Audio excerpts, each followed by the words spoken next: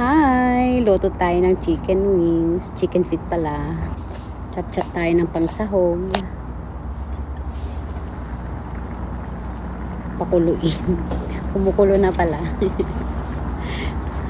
Ilagay na natin yung mga sahog-sahog.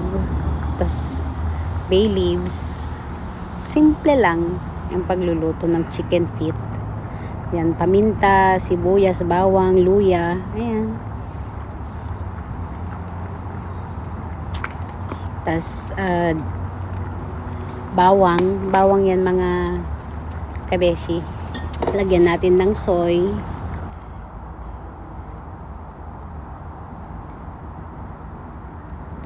sauce. Check na natin, malapit na siyang maluto guys. Takpan ko ulit. Charan!